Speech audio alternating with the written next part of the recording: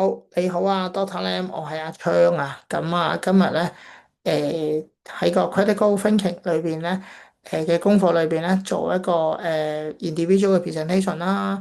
咁我今日咧就即係分享翻一條題目嘅。咁你等我一陣，咁我開個畫面分享翻先。好，咁就。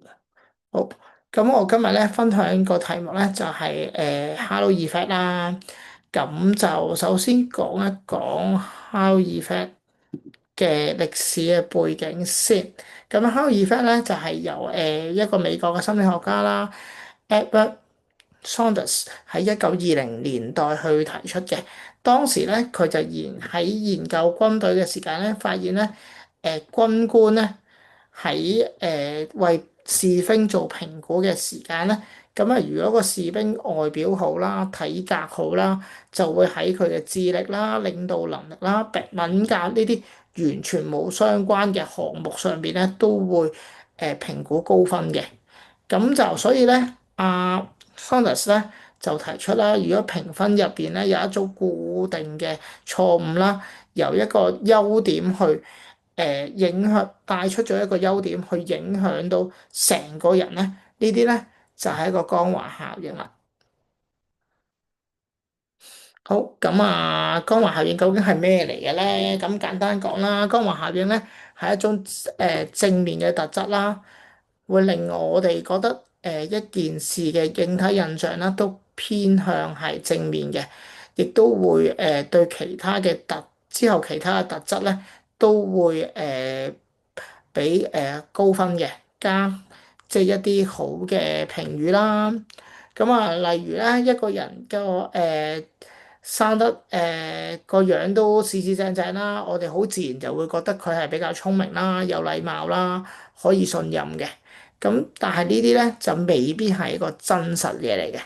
咁相反啦，如果第一個印象係差嘅，就會出現一個叫尖角效應啦，就會由一個缺點啦放大到成個人都覺得佢係差嘅。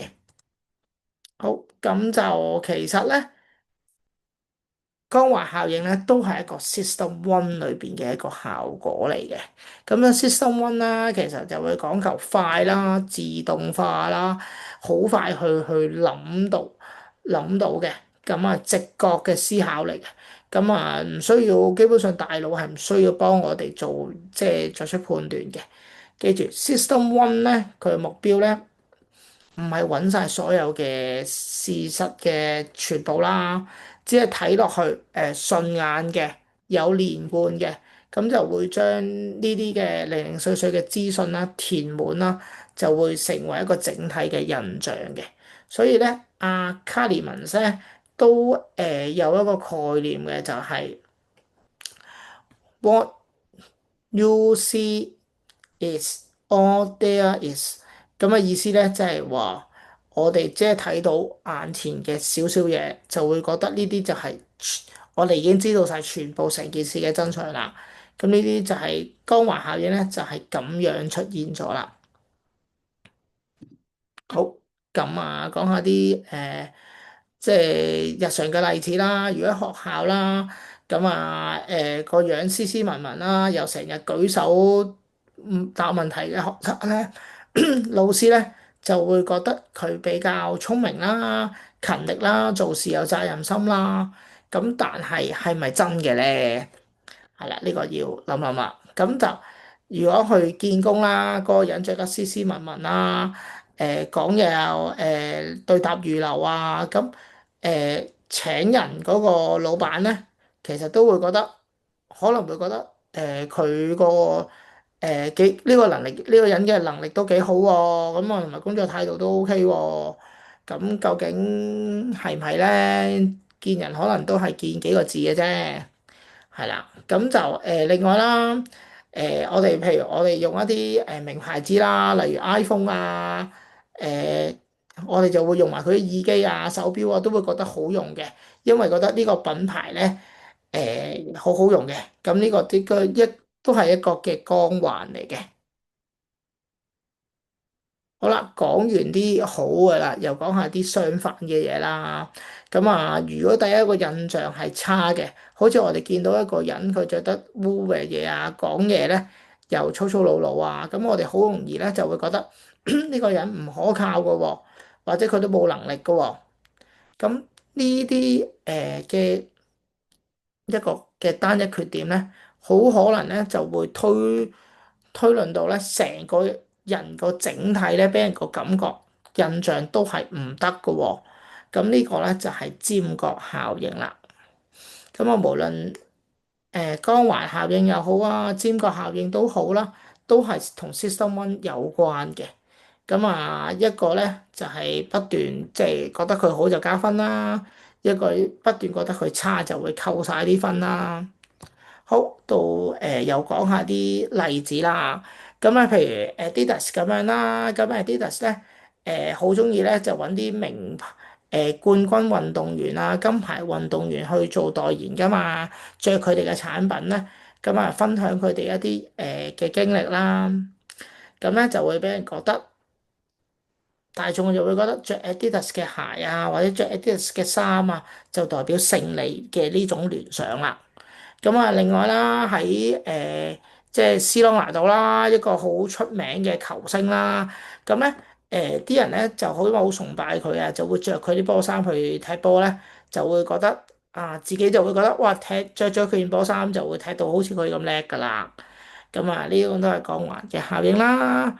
咁所以咧，揾明星去做代言咧，咁其實咧，即係啲產品嘅策略咧，其實嗰啲公司咧就係想利用明星嘅外貌啦，佢哋嘅成功嘅形象啦，咁啊形象上形成一個光環啦，咁啊令推出佢哋嘅產品啦，令佢哋嘅產品有更好嘅銷情嘅。好，跟住我哋又睇下個總結啦，咁啊做個簡單嘅總結啦。咁啊，光環效應咧就係我哋嘅大腦啦，為咗慳力而一種嘅捷徑啦。咁啊，由 System One 咧去快速去堆砌咧，好人就係好，衰人就係衰嘅，樣樣都係衰嘅故事啦。咁呢一個直覺有時都幾好用嘅。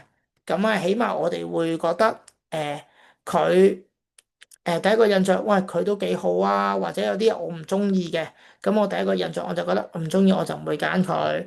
咁但係有時有啲情況咧，都未必係一件好事啊。例如請人，咁如果因為嗰個人嗰幾個字裏邊去，因為嗰個人着得斯文，講嘢係 OK，咁就請佢。咁其實可能佢嘅工作能力係未必達到嗰份工嘅水準嘅喎，或者標準嘅喎。咁另外就譬如識朋友咁樣啦。咁如果我係因為嗰個人即係斯斯文文啊，好似誒有禮貌啊，好有禮貌咁啊，我哋好容易就覺得呢個係好人喎。但係可能佢立心不良嘅喎，大家唔知嘅喎，要相處得耐先知嘅喎呢啲嘢。咁啊，所以喺做重要嘅決定之前咧，我哋就要 call 翻個 System Two 出嚟啦，要即係問下自己，除咗第一個印象之外，仲有冇其他嘢嘅特質，我哋要分開去評估，去諗下究竟係咪一件好嘅嘢，或者呢個人係咪一個好人咧？咁所以喺下決定之前，我哋要停一停，諗一諗，而減少一啲嘅光環效應帶嚟嘅偏見。好，今日嘅分享我就去到呢度啦。咁啊，首先都唔該晒 Doctor Lam 去，即係都即係聽我分享啦。咁稍後咧，咁我就會將條 YouTube 嘅 link 咧放翻喺個 PowerPoint 裏邊嘅。咁啊，等下 Doctor Lam 你慢慢欣賞嘅。好，今日去到呢度，首先唔該晒你先。好，拜拜。